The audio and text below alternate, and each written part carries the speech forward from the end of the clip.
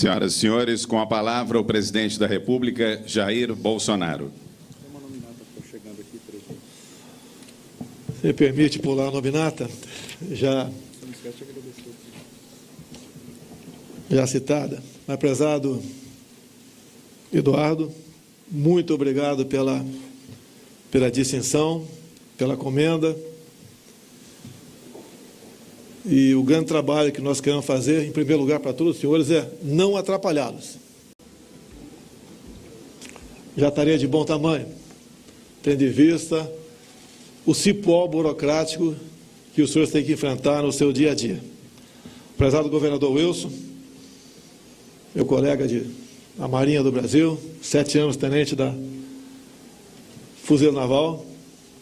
Prezado Crivella, também meu colega contemporâneo de Exército, por 8 anos serviu no 22 Batalhão de Infantaria Paraquedista, lá em Barra Mansa. Colega de turma, General Cid, meus ministros, Joeleno, nosso conselheiro, prezado Santos Cruz, uma função difícil também, está sob sua responsabilidade em Brasília. Prezado Almirante Bento, um homem que não tem medido esforço para que, juntamente com o Castelo, da Petrobras, consiga, via competitividade, via abertura ao mercado, conseguir energia mais barata para todos nós aqui no Brasil. Mas, meus senhores, minhas senhoras, o que eu tenho a oferecer aos senhores é o patriotismo, é a humildade, é ter coragem de enfrentar grupos corporativistas, é uma vontade enorme de colocar o Brasil no local onde ele merece. E grande parte desse sonho, desse objetivo, passa pelos senhores empreendedores. Por muitas vezes eu até tenho dito, os senhores são os verdadeiros heróis, perto daquilo que tem que enfrentar de autoridades municipais, estaduais e do Executivo Federal. Há pouco, no Texas, conversando agora com o nosso governador, lógico, não pode saber de tudo, eu perguntei para ele, sabe quantos são os impostos lá no Texas? Ele falou que não, é óbvio. 0, os impostos estaduais, 0. Obviamente que ele gostaria que isso acontecesse aqui no Rio de Janeiro.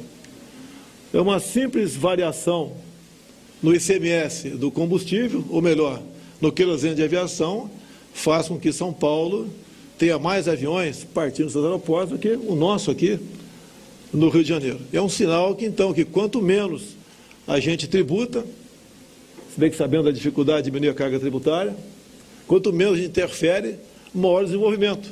E mais ainda, se os dados me passaram estão corretos, o Brasil, isso nós sabemos, é a 8ª economia do mundo. E no Texas, se fosse um estado independente, estaria ocupando a 10ª posição no ranking da economia no mundo. Então, é um sinal que a administração mais ao norte realmente está na vanguarda do desenvolvimento. É isso que nós queremos. O que falta, por exemplo, para o Brasil ou para o Rio de Janeiro deslanchar? Falta nós, presidente, governador, prefeito, empenharmos cada vez mais do que já estamos empenhando para que os senhores tenham sucesso, para que os senhores produzam realmente aquilo de interesse de todos nós, que gere empregos, gere renda, agindo dessa maneira, como ocorria no período militar, 64 a 85, onde o desemprego era próximo de 0, a violência diminuía também, que uma pessoa que está ocupada não está na rua, então a chance de diminuir a violência é muito grande também. A gente olha o Rio de Janeiro aqui, para falar um pouco de burocracia, e com isso eu conto com o apoio das 2 autoridades que estão do meu lado aqui. Por que a Baía de Angra não pode ser, por exemplo, a nossa Cancún? Por que tem que ter lá uma estação ecológica de nome Tamoios, onde em 29 acidentes geográficos, a maioria ilhas, num raio de 1 quilômetro, não pode existir qualquer atividade humana, como que se botasse um pedaço de papel, por decreto presidencial, a demarcação daquela terra e estava resolvido. Nós queremos casar meio ambiente com desenvolvimento. A Baía de Angra pode ser, sim, a nossa Cancún. E digo mais, sem corporativismo ou sem bairrismo, é muito melhor do que aquela outra mais ao norte. Eu sei que muita gente já esteve lá, eu já passei por lá também. Mas na Baía de Angra, a única recordação que eu tenho é uma multa. Num dia e hora que eu tinha metido o dedo no painel de presença em Brasília. Até isso aconteceu. Mas tudo bem, eu sou criminoso ambiental para muita gente que não teve acesso ao processo. Vamos trabalhar nesse sentido? Quando o Eduardo Eugênio fala aqui na medida provisória da liberdade, é uma realidade, está em vigor. Precisamos, obviamente, que o parlamento a aprove.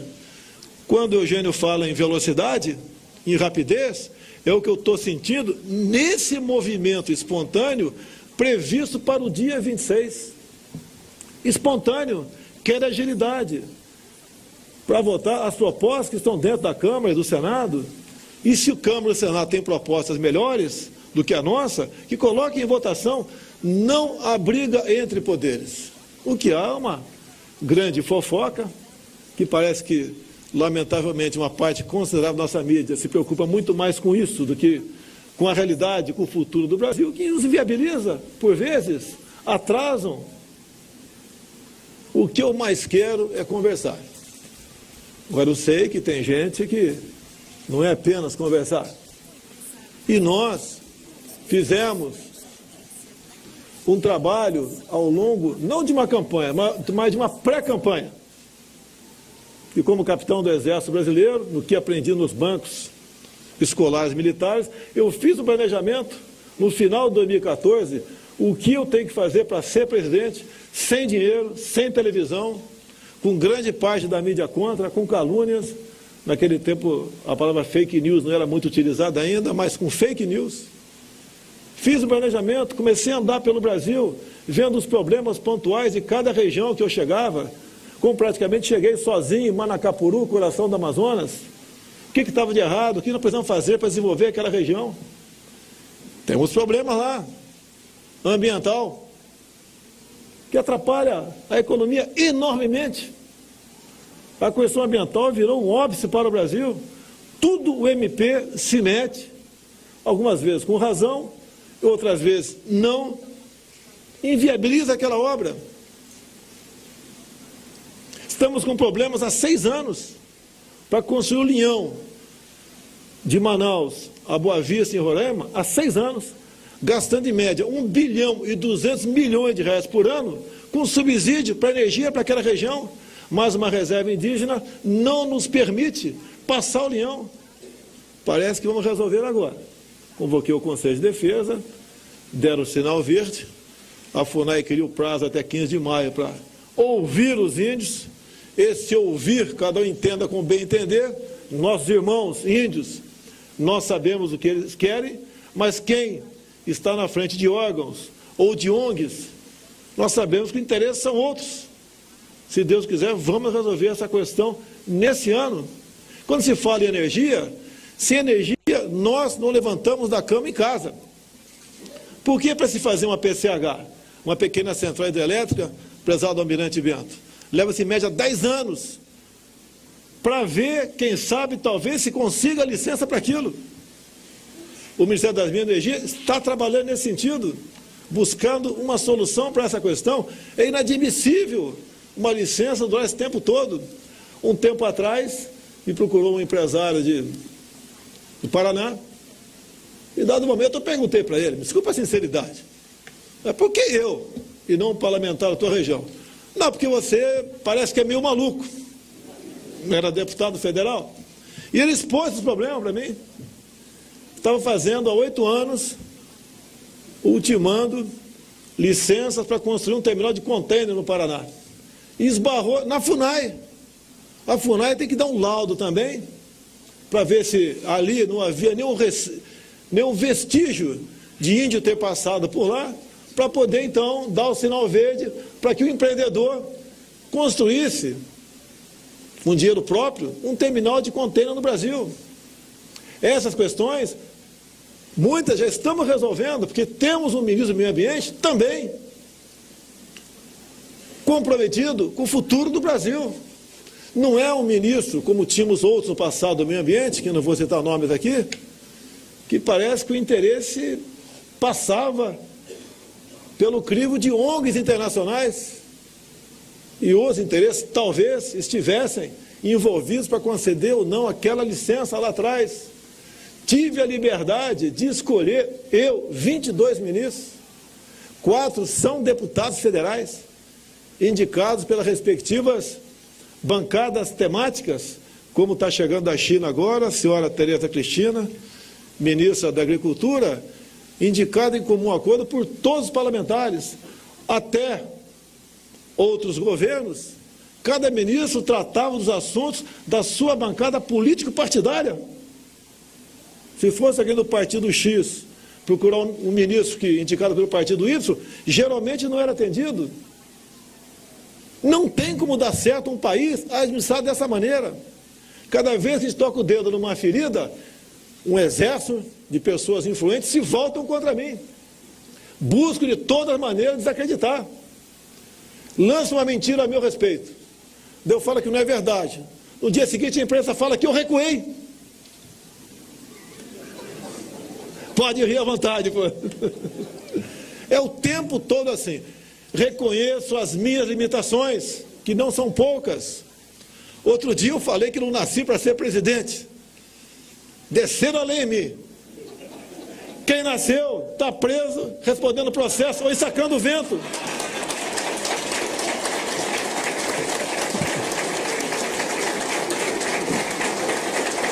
Pela primeira vez, o SESI tem alguém da estatura moral e profissional do que o Eduardo.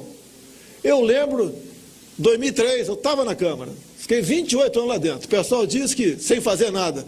Graças a Deus. Se tivesse feito, estava preso uma hora dessa.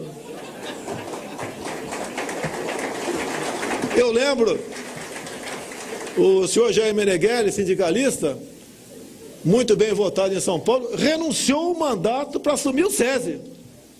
Por patriotismo.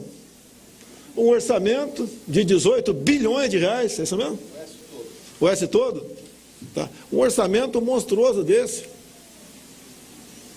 Que se ele tem dificuldade, tem, apesar da idade, do conhecimento, tem dificuldade para arrumar isso que foi desarrumado ao longo de décadas. Imagina um governo. Imagina se eu não tivesse confiança em 100% em cada um dos ministros que eu indiquei. E como não conseguem nos derrubar, vamos assim dizer, por medida das outras, ficam o tempo todo metendo uma cunha entre nós. Nós temos uma oportunidade ímpar de mudarmos o destino do Brasil. Não vai ser eu, apesar de meu nome ser Messias, terei essa capacidade. Precisamos de todos os senhores e das senhoras. Ninguém tem um país tão maravilhoso como o nosso. Eu sempre costumo dizer, o pessoal já ouviu aqui, quando eu cito Israel, podia citar Coreia do Sul, Japão, né, entre outros. Olha o que eles não têm e veja o que eles são. Hoje vem para cá. Olha o que nós temos, que nós não somos. Quem tem terras agricultáveis como a nossa,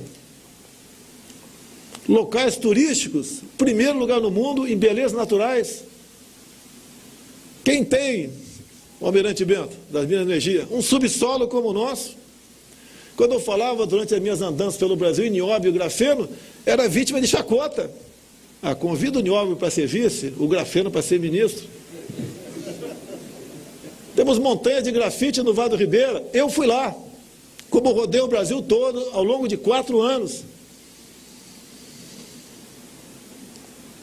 Nessas andanças pelo mundo, como tive antes das eleições, Coreia do Sul, Japão, de passagem por Taiwan, Israel, agora depois das eleições, 2 vezes nos Estados Unidos, ao lado aqui nossos irmãos chilenos.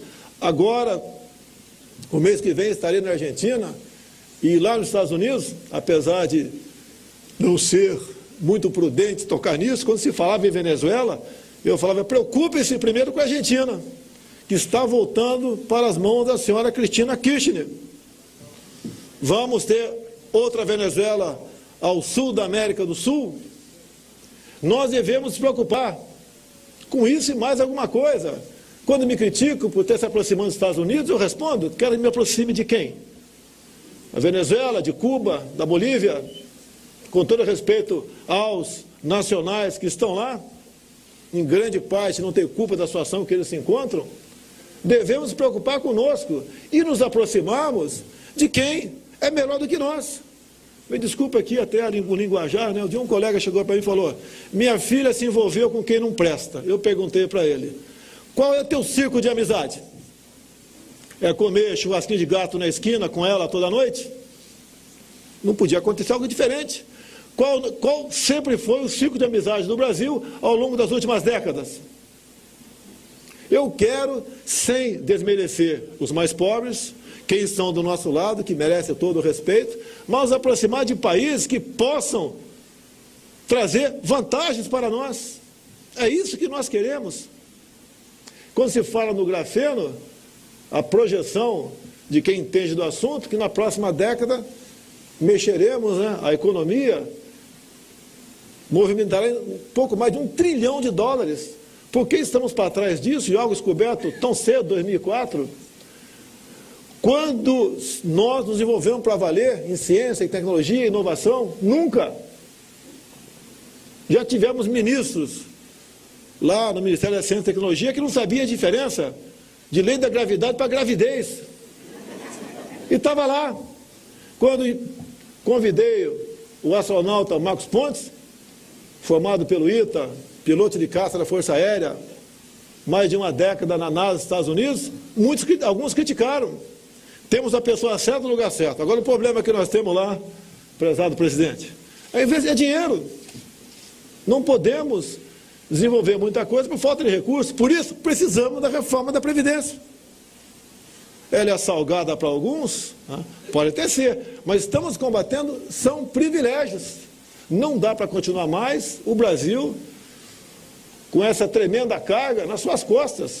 Se não fizermos isso, 2022, 2023, no máximo 2024, vai faltar recursos para pagar quem está na ativa. Problemas que nós temos pelo Brasil, aproveitando aqui o general Cid, que está aqui do lado aqui, da minha turma, da Academia Militar das Agulhas Negras, te agradecer, não é a sua área, especificamente dentro do Exército, mas junto com o ministro Tarcísio, que é um capitão do Exército também, formado pelo IME, em primeiro lugar no concurso para a Câmara. Estamos utilizando o serviço do Exército Brasileiro na BR-63. O 63, porque é mais barato. E mais do que mais barato, a confiança no trabalho. Quando se muda os DENITs do Brasil todo, a crítica vem para cima da gente. É porque tem tanto patriota assim querendo ocupar esses cargos? Não dá para desconfiar. Quando decidi, junto com o Tarcísio, não quero mais multagem eletrônica no Brasil, nas rodovias federais. Houve uma grita, até uma juíza deu uma liminar contra mim. Eu sou obrigado a instalar pardais no Brasil todo. Tinha na mesa dele 8 mil radares, 8 mil processos para radares no Brasil. Custo ao longo de 4 anos, R$1 bilhão. Não gastamos 1 bilhão e demos um golpe na indústria da multa no Brasil. Ou vocês acham que quem vai daqui para Angra ou Paraty, lá tem uns 30 radares, rodovia federal, né? 40 por hora é pela sua vida? Então nós temos que criminalizar aqui o Crivella, porque na orla toda é 70 por hora.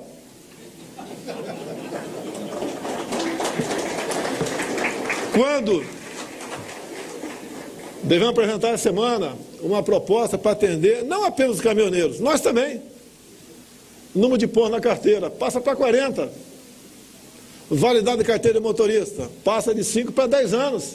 Eu sei que as clínicas de psicologia vão ficar chateadas comigo, sei disso. Tá?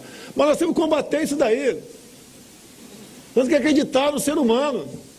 Quando eu assino um decreto das armas, eu quero dar aos senhores e às senhoras o direito que vocês conquistaram nas urnas por ocasião do referendo de 2005. Será que vocês são irresponsáveis caso queiram ter uma arma dentro de casa? Ou ter acesso a uma arma importada, como quebramos o monopólio também? Nós queremos facilitar a vida dos brasileiros.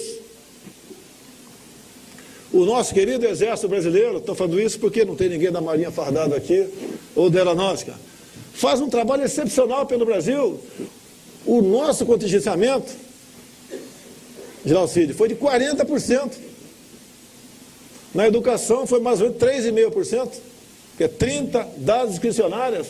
Gente na rua, protestando. Quando eu digo que o Brasil não está não tem nenhuma universidade do Brasil entre as 250 melhores do mundo, algo está errado. Hoje devo assinar aqui o nome da nova reitora da UFRJ.